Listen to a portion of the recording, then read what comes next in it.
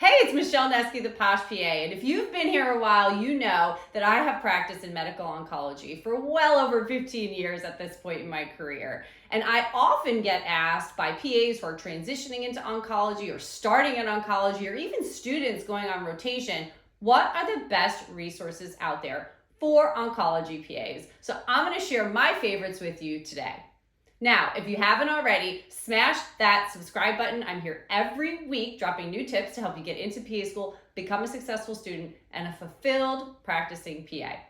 All right, so there are a couple of different resources that I really love, whether they are print or online or professional organizations that can really help you in navigating your oncology journey if you are new to oncology, transitioning in, or a student looking for resources, okay? Now, starting with journals, the Journal of Clinical Oncology is one of my favorites.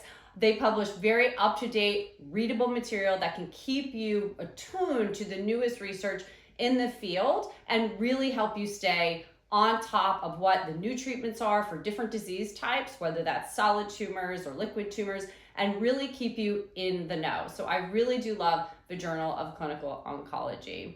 The second thing is the American Society of Clinical Oncology. They have so many resources that are great for advanced practitioners as well as physicians and other practitioners that can really help guide you along the way. Now, if you are like me, I currently work in a community oncology practice setting where we're seeing a ton of different types of diseases, whether that's, blood disorders like anemia, lymphoma, leukemia, things like that, or solid tumors like breast cancer, lung cancer, and things like that. So I'm looking for really more generalized resources, but if you are somebody that's specializing in a certain area, specifically for medical oncology, the American Society of Clinical Oncology is a great hub of information to really help you get that information you need as a baseline and move forward to learn more. And they have paper, they have print, they have online resources, all of which you can subscribe to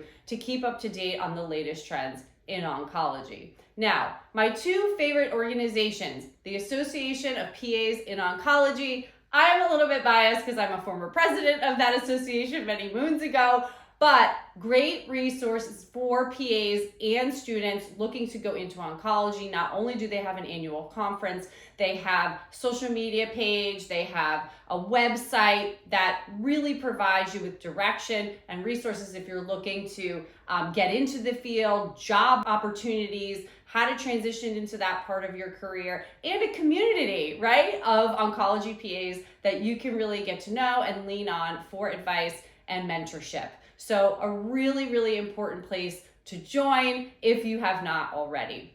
Now, the other one is the Advanced Practitioner Society of Haematology and Oncology. There is a journal that goes along with this society that is a very helpful resource for advanced practitioners. They often have live and on-demand classes on their website to really help you gain knowledge and expertise in the field that you're looking for. So a very, very good resource for advanced practitioners in oncology and hematology, okay? So those are kind of my two favorite organizations and go-tos.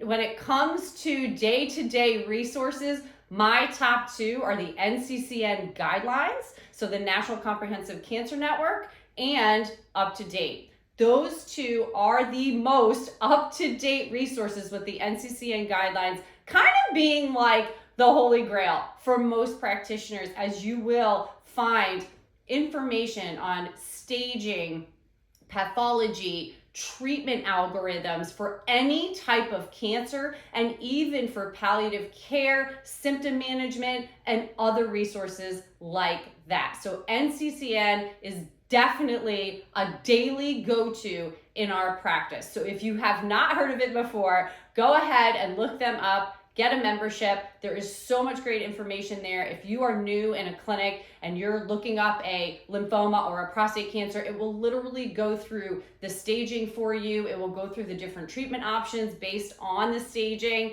and the rationale for that. There's a really good description at the end, which goes through all the studies which support all of this information. They give different tiered levels of recommendations. Super helpful in the management of patients for really any hematological or solid tumor malignancy. Definitely a go-to. Up to date is my next one. It is really up to date. It is constantly updating a robust amount of cancer information in there. You can even start with the basics on up to date, like how do I stage a tumor? What imaging study is the best for this cancer? You know, that kind of thing. If you're a true beginner, it's almost like doing an Oncology 101 where you can really start from scratch and figure out how to approach an oncology patient. They actually have information on that in there as well. So up to date, really, really important. NCCN guidelines, those are my top two go-tos all the time. The other one that you may not think about is the Oncology Nursing Society. ONS is a very, very good resource for advanced practitioners or nurses looking to go into oncology. I remember doing the chemotherapy and biotherapy prescribers course through ONS because while I didn't get category 1 CME credit, I could get category 2, and it was so helpful in learning the pharmacology and side effects of all these different cancer drugs. So if you have not looked at the Oncology Nursing Society, which is ONS, that is also a top reference for me. So just to recap, if you're looking for journals, I think Journal of Clinical Oncology. There's also a Journal of Oncology Practice, which is really great. And the APSHO journal, the Advanced Practitioner Society of Haematology-Oncology journal, great resources for you.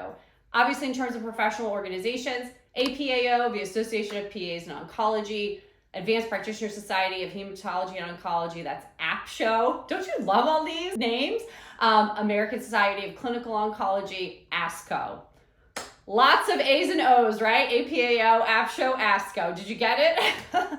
And then obviously ONS as well, Oncology Nursing Society, a great reference. My top two online, NCCN, National Comprehensive Cancer Network, and up to date. Now, if you're new to oncology and you still have questions on how to transition to practice, reach out to me. I'm always happy to give you guidance and mentorship along the way. I'm so excited that you're interested in oncology. Now, this video is mostly for those going into a medical oncology field. If you are going into surgical oncology or radiation oncology, there is a separate abundance of resources for you there as well. There are surgical societies for oncology as well as radiation oncology. So also important to look in those areas if you are going into those fields. This is really more specific for medical oncology, whether you're going into an academic setting or a private practice setting. So I hope you can use these tools to help you transition into practice and become an amazing oncology PA.